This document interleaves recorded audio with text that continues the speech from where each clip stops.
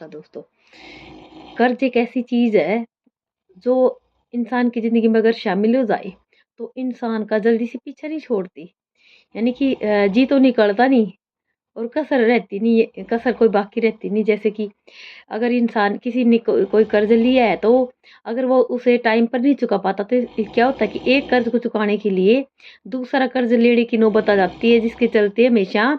यानी कि कर्जे के ऊपर कर्जा, कर्जे के ऊपर कर्जा, ऐसे हमेशा उसका कर्जा कभी उतरता ही नहीं है। जिसके चलते इंसान को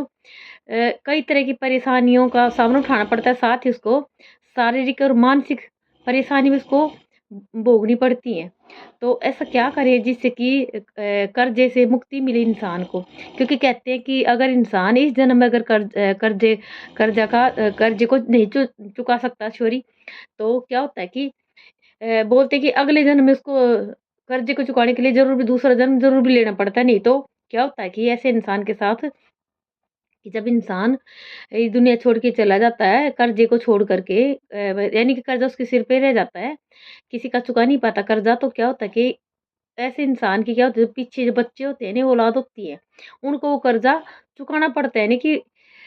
उनको भुगतना पड़ता है उस कर्जे का नुकसान। तो ऐसा यानी कि इन सब परेशानियों से बचने के लिए मैं आज आपको कर्जे से मुक्ति के 2-3 उपाय ऐसे बता रही हूँ, जिसके करने से आपको 100% यानी कि बिल्कुल फुल गारंटी आपकी मेरी कि आपके कर्जा कितना ही बड़ा कर्जा हो, कितने सालों से चल रहा हो, आपका कर्जा ज़रूर भी चुकता होगा। तो इसके लिए सबसे पहला तो उपाय ये है कि एक सूखा नारियल लेंगे जटा वाला, अ, जिसको बजना नारियल बोलते हैं, तो एक नारियल लेकर के सूखा, और उसके ऊपर अपने शरीर का जो नाप है, इसके बराबर का एक काला धागा लेंगे, और उस धागे को उस नारियल के ऊपर लपेट लेंगे, और थोड़ा-सा चमेली का तेल और थोड़ा सिंदूर, जो हनुमान जी की चढ़ाते हैं, वो सिंदूर लेकर के उस नारियल के ऊपर स्वास्तिक बनाएँगे। और स्वास्तिक बनाने के बाद ₹1 का सिक्का, ₹2 का सिक्का, ₹5 का सिक्का, यानी कि जितने, यानी 1, 2, 5 या फिर ₹11 तक आप जितनी आपकी श्रद्धा हो इतने पैसे उसमें उस धागे में लगा दें। और साथ ही थोड़ा-सा गुड़ चढ़ाएँ, फिर थोड़े लड्डू का प्रसाद, जितनी आपकी श्रद्धा हो इतना प्रसाद लेकर के आप किसी भी मंगलवार की शाम को आप ले जाकर के हनुमान जी के मंदिर में हनुमान जी को चढ़ा के आइए, और साथ ही हनुमान जी से अपने कर्जे से मुक्ति के लिए हनुमान जी से विनती कीजिए। और ऐसा अगर आप लगातार 5 मंगलवार भी करते हैं, तो आपको कर्जे से हमेशा-हमेशा के लिए मुक्ति मिल जाती है। और दूसरा ये कि एक नारियल लेंगे, वही सूखा बजना, यानी कि जटा वाला नारियल, उस नारियल के ऊपर वही अपने शरीर के नाप का काला धागा लेकर के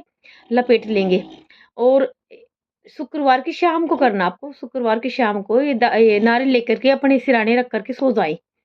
और दूसरे दिन उठ करके सुबह, शनिवार की सुबह, नहा धो करके ऐसी जगह जाएँ जहाँ पे बहता पानी मिले आपको। वहाँ जा कर के अपने ऊपर से उस नारियल को